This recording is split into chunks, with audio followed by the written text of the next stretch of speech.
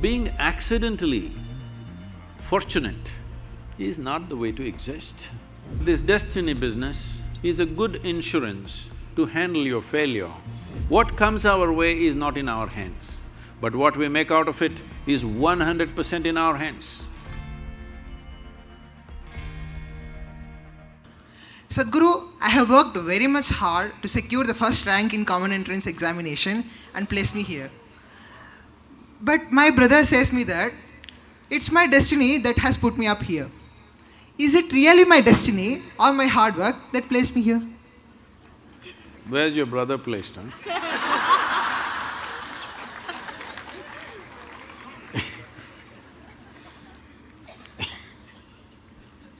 See,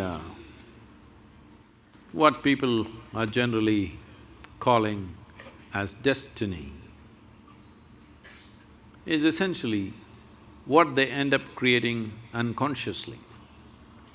When I say unconsciously, as you sit here right now, as everybody sits here right now, there is physical activity going on within the system. There is mental process, there is emotional activity, and of course the life energies are active.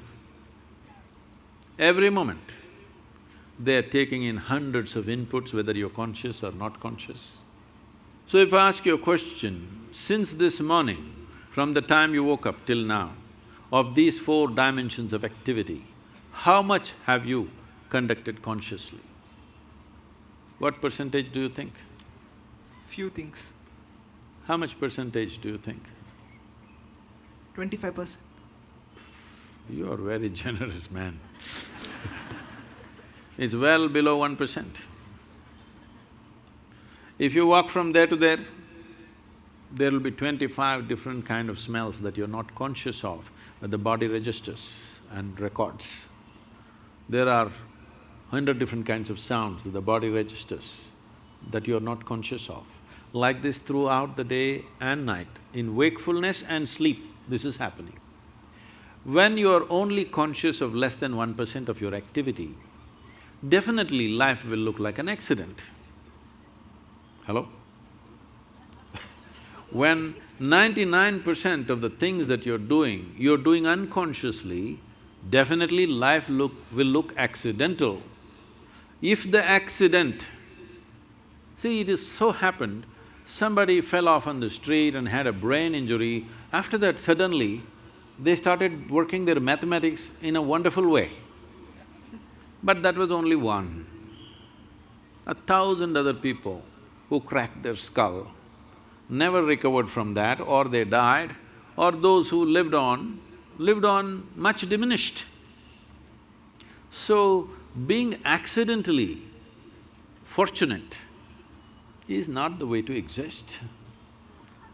So, whenever a pleasant accident happens, we say it's destiny. Some of you even say, God doing things to me. When did you make a partnership with him? I don't know. So, shall I tell you a story? Are you okay? This happened.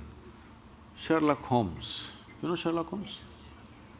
And Watson went out camping, and early morning, 3:30 a.m., Sherlock Holmes nudged Watson. He opened his eyes, "What? What do you see?" he asked. "Well, I see a clear sky and stars." "What does it mean to you?" He said, "Well, that means tomorrow is going to be a wonderful sunny day." Then he asked, "What does it mean to you?" He said, "It means someone has stolen our tent."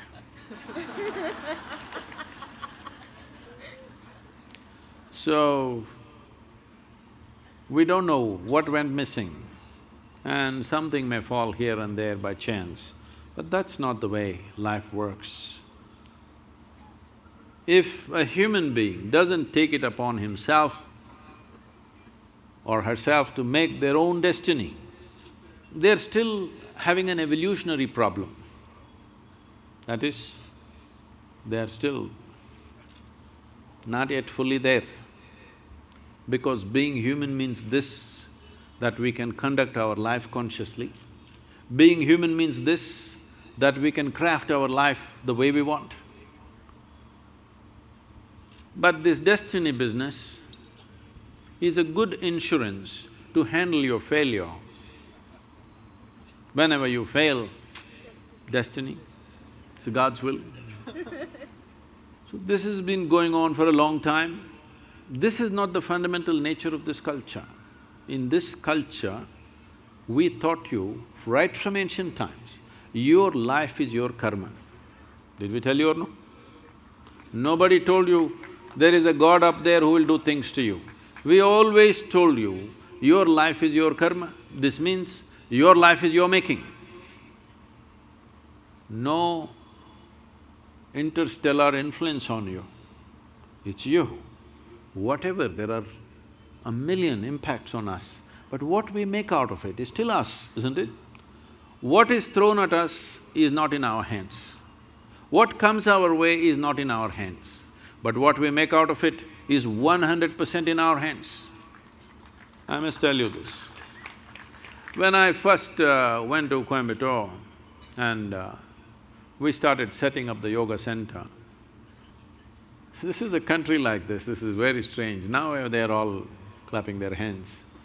But at that time, simply rumors, oh, they're doing drugs, they're doing something else, they're here to kill the wildlife, they're killing tigers, they're killing elephants, all kinds of things. Rumors going around, even media reporting these kind of things. Then 100 prominent people in the town meet and then they say, this yoga is spreading like a disease. These are the words. We have to do something.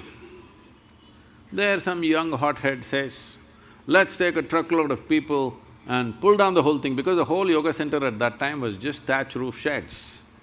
So they decided they want to come there and pull down the whole thing and be finished. Today, it is among the most prominent places in the country, okay?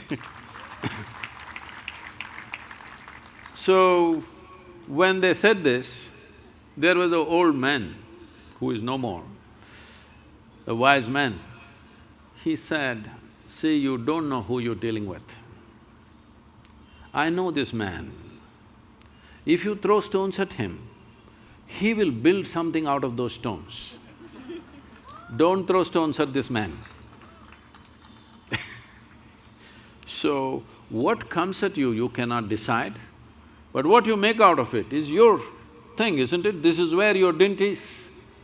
This is where you are to prove who you are, because you can't decide what comes at you, but you can definitely decide what you make out of whatever comes at you.